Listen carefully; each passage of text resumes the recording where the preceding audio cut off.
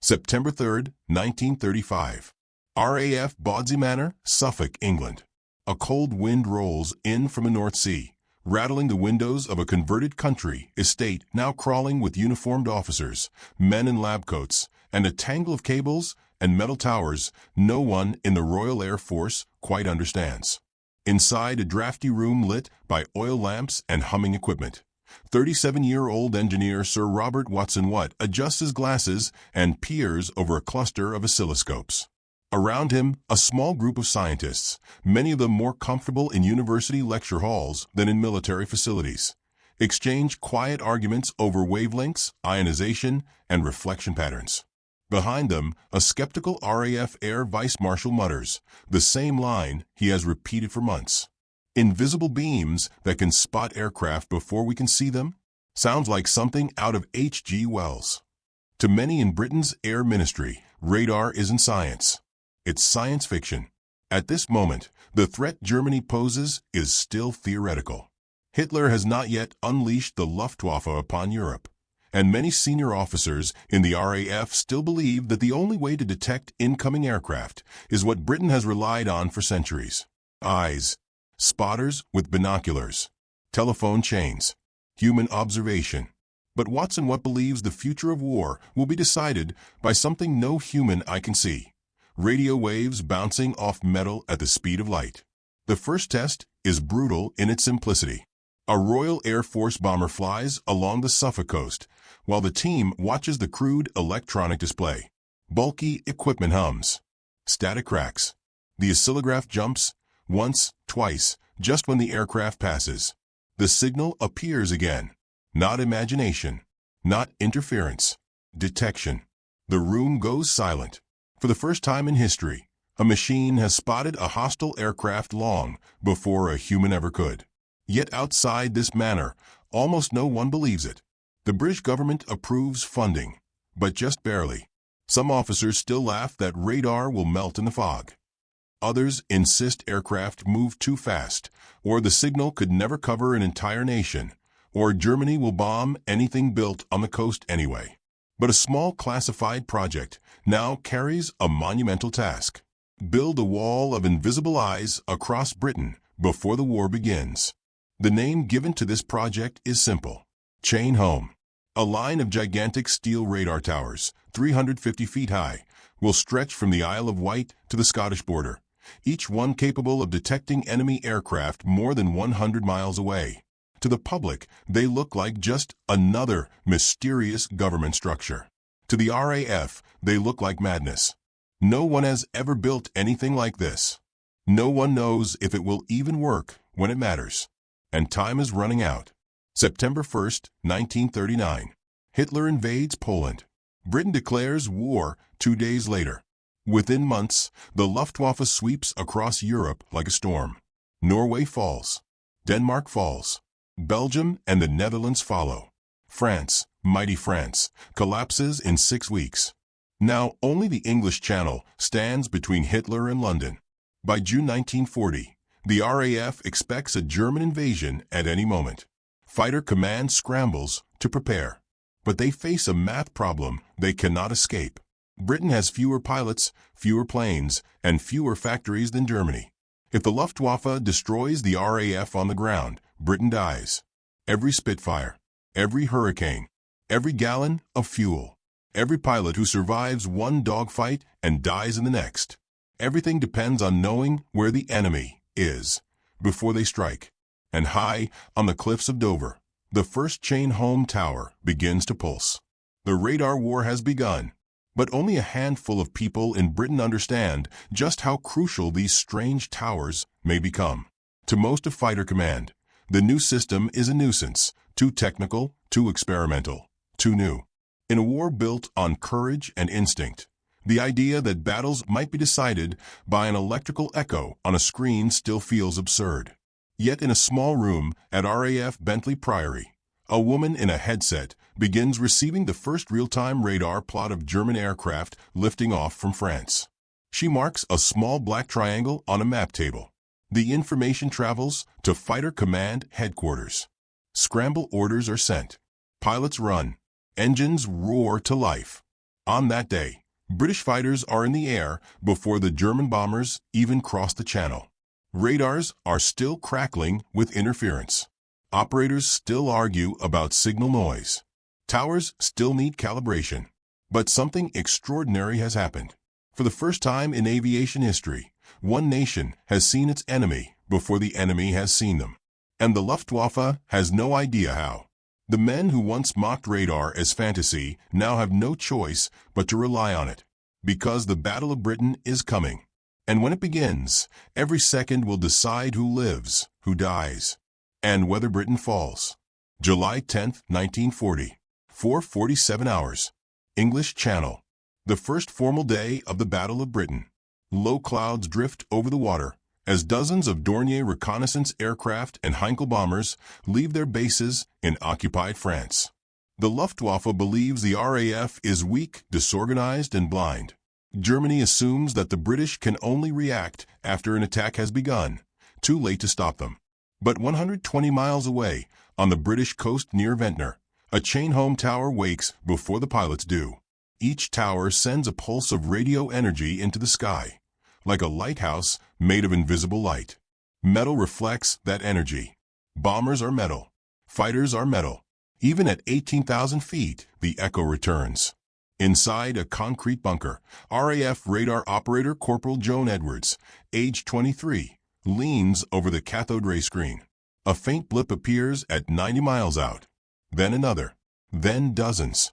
She pushes her headset back, voice calm but urgent. Ray detected. Bearing 110.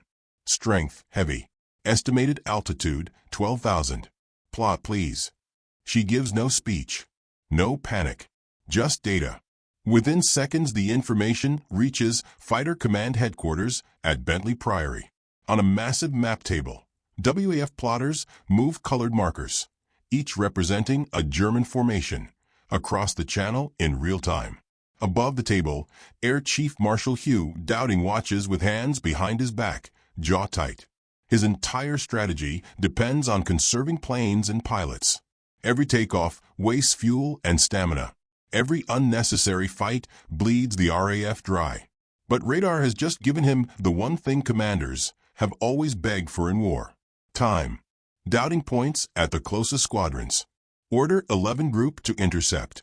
Tell Park only commit what he needs. Seconds later, telephones ring. Bells clang in squadron huts. Pilots run. At RAF Biggin Hill, an officer shouts into the dormitory. Spitfires scramble. Scramble. Raid incoming. Young men, some barely 19, leap from their bunks, boots half-laced, hands shaking as they pull on Mae West vests. Outside, mechanics already have engines warmed and trembling with power. Propellers bite into the air. The ground shakes. 12 Spitfires lift into the sky. Not by luck. Not by guesswork. Because radar saw the enemy while they were still forming up over France. To the Luftwaffe, something feels wrong. By mid-July, German pilots begin asking the same question. How are the British always there? Every formation, whether bombers or fighters, keeps finding RAF squadrons arriving exactly on time. Not too early, not too late. The Germans know the British do not have enough airborne patrols to cover the whole coast. They know fuel reserves are small. They know the RAF is outnumbered. Yet the British never seem surprised. August 13, 1940. Adlertag Eagle Day. Hitler unleashes his full assault on the RAF. 1,485 German aircraft take off. Britain prepares to be crushed. Chain home detects them all. Radar logs 5 separate raids, each one tracked, measured, sorted by altitude and direction, then fed into the command system. Without radar, Britain would have been forced to keep fighters in constant air patrol, exhaust their fuel, and lose pilots before the main battle even began. Instead, the RAF sends only what it needs where it needs it, like a boxer blocking blows instead of wildly swinging. The Luftwaffe expects British fighters to panic and burn themselves out. Instead, they appear from the clouds in perfect timing, hit the bombers, then vanish. German ace Adolf Galland later recalled, "It was as if they had foreknowledge of our every move." They did. It came from 350-foot towers no German spy ever understood. But radar alone isn't enough. Raw data is useless without people who can read it, filter it, and command it. The unsung battlefield of 1940 is not only the sky. It is the dark rooms, the map tables, the headphones, the calm voices cross-referencing speed, vector, and squadron readiness. Women of the WAF. Mathematicians. Clerks in uniform. None fire a bullet. All help win the battle. Through them, every British pilot flies with something no German has. Information. Late August. The Luftwaffe shift strategy. If the British always rise to fight, then the British must know the raids are coming. So Berlin orders a new priority. Destroy the radar towers. August 12th. Stukas dive bomb the chain home station at Ventnor. Explosions tear the steel. Dust fills the bunkers. Antennas bend and cables snap. But the Germans don't know the truth. Radar towers are nearly indestructible. The real machinery, the receivers, transmitters, amplifiers, is underground. By nightfall, Ventnor is back online. Another raid hits Dover. Another hits Rye. The Luftwaffe wastes bombs and precious aircraft on what it mistakes for a fragile new technology. But radar refuses to die. Even when towers are hit, the network continues. Even if one site fails, two others overlap its coverage. The German High Command eventually gives up attacking the system altogether. They still don't understand what they're facing. And by the time they do, it will be too late. Radar has turned the sky into a chessboard. But one last, terrifying phase of the Battle of Britain is coming. When the Luftwaffe stops bombing airfields and turns toward London. And the fate of an entire nation will hinge on whether invisible radio waves can keep working under the heaviest air assault in human history. September 7, 1940, 16:43 hours. Thames Estuary. A roar like distant thunder rolls over the English coastline, then grows and grows until the sound becomes a living thing. Civilians look up from markets, bicycles, and factory yards. What they see freezes them in place. Wave after wave of Heinkel and Dornier bombers, escorted by thick black swarms of Messerschmitt 109s, stretching from one horizon to the other. Over 300 aircraft in one formation, all of them heading straight for London. Inside the radar control room at RAF Fornes, the scope is almost glowing with echoes. Corporal Joan Edwards grips her pencil so hard it digs into her glove. She has never seen a return this large. Plot. Raid strength maximum. Direction 170. Estimated altitude 14,000. Target London. Confirm London. The words travel up the chain at blinding speed. At Bentley Priory, the map table becomes a battlefield of colored arrows. Red markers equals German bombers. Blue markers equals RAF squadrons. Black triangles equals raids confirmed by radar. Doubting stares at the table, unmoving.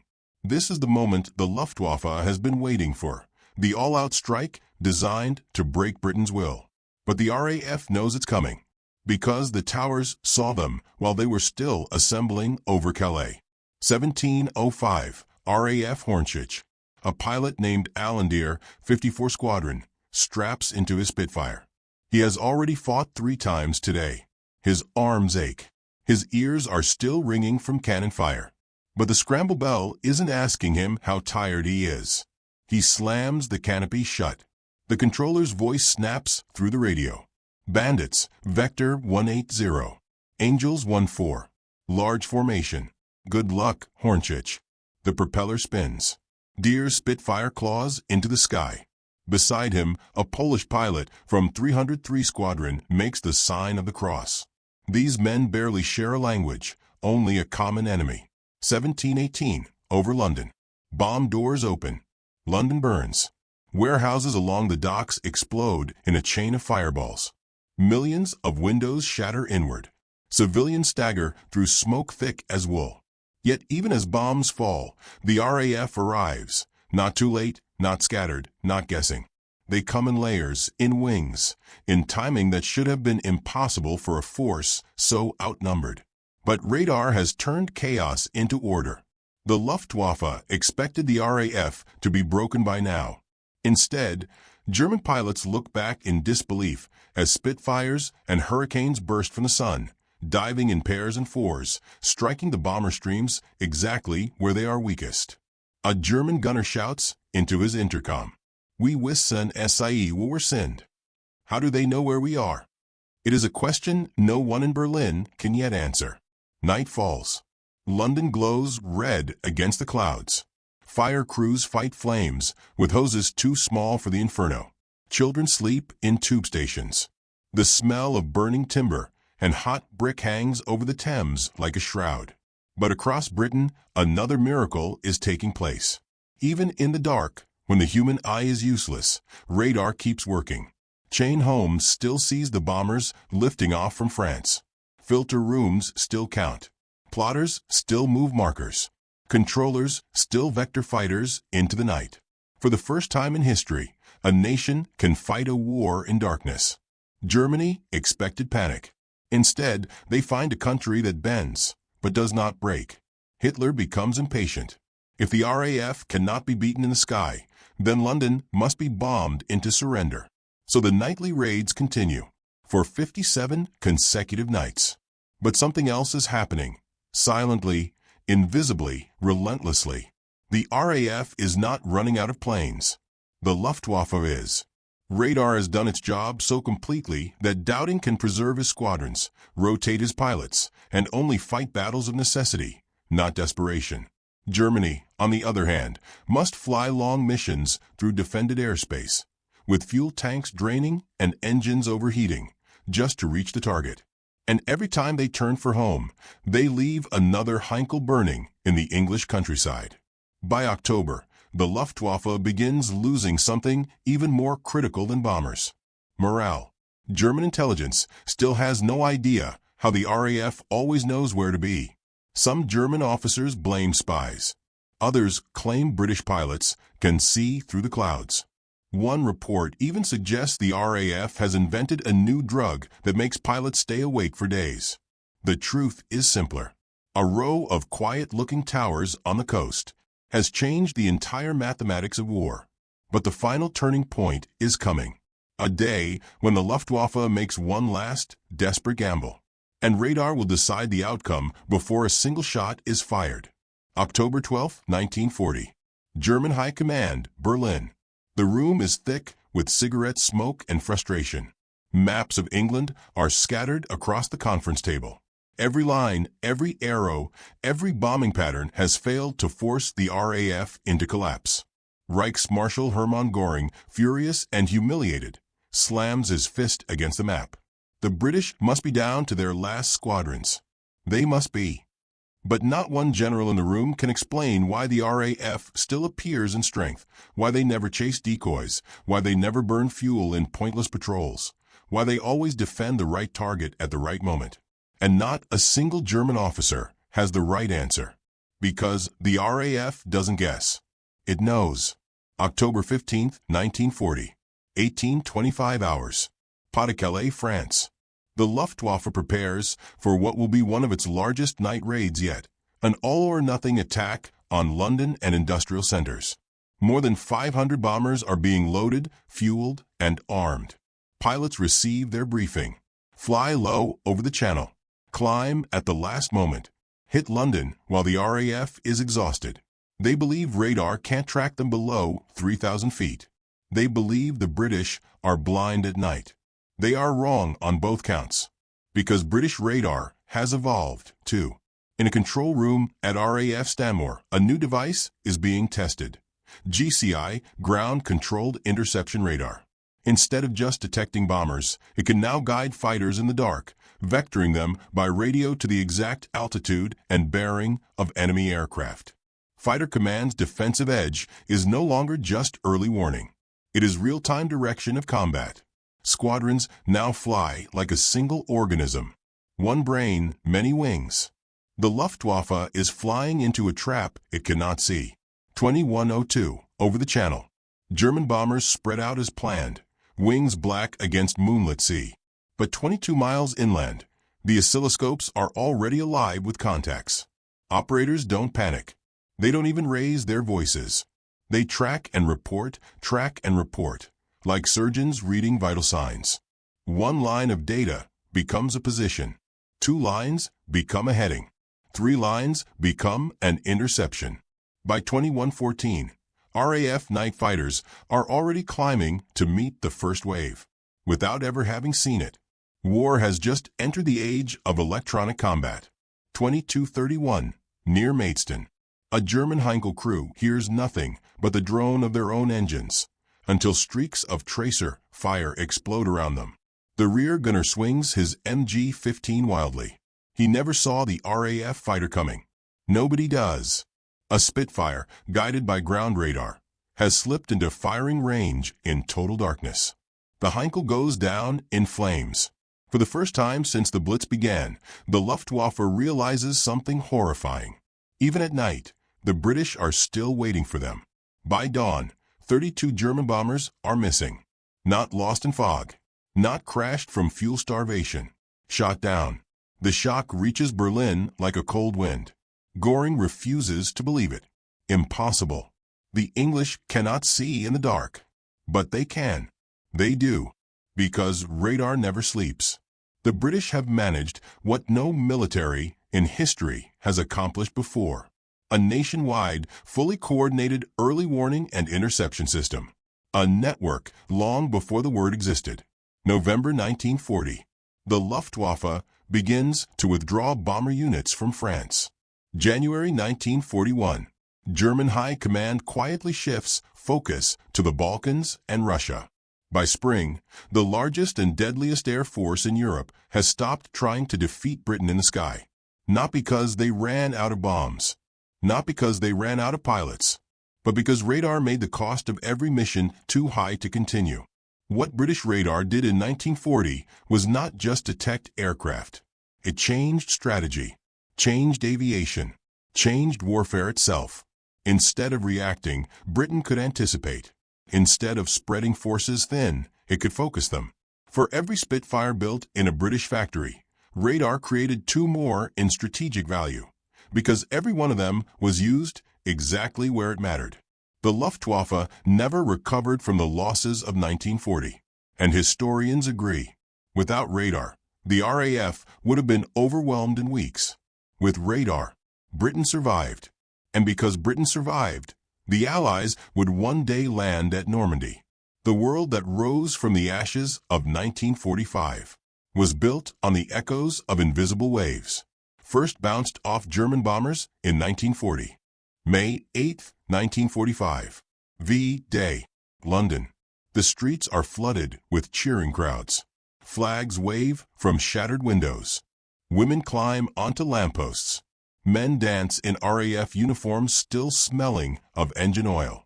Britain has survived the unthinkable. But in the celebration, there is no parade for the radar operators. No medals for the women in dark bunkers who read echoes on a screen. No statues for the scientists who built metal towers no one understood.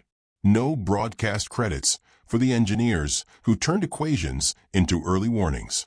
The victory belonged to the Spitfire, the Hurricane, and the few.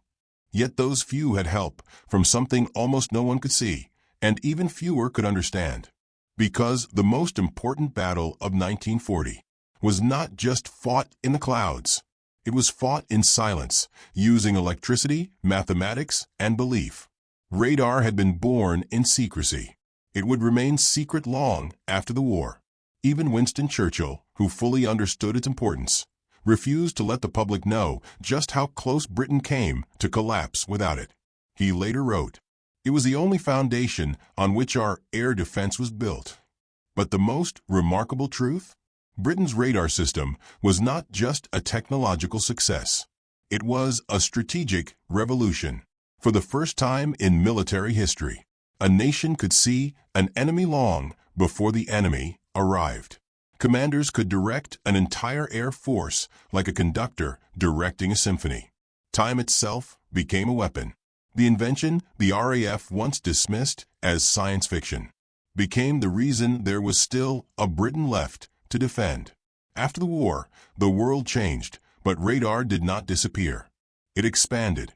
It went aboard ships, into submarines, onto fighter jets, into civilian life, airports, weather stations, satellites, spacecraft.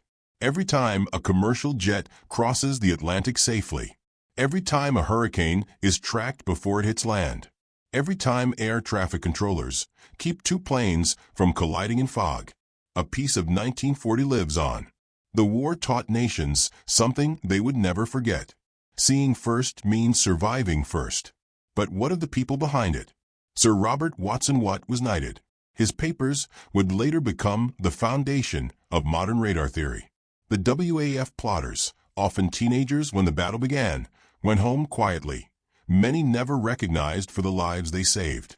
The towers of Chain Home, rusting now, still stand along the coast, monuments not of stone, but of steel and silence. Some call them relics. Others call them ghosts of a war fought with electricity instead of bullets. But to every historian who has studied the Battle of Britain, the verdict is simple. Without radar, the RAF would not have lasted a month. With radar, they lasted the war. And the world's first great air battle, the one that decided whether freedom or fascism would command the skies, was won not by numbers, but by knowledge.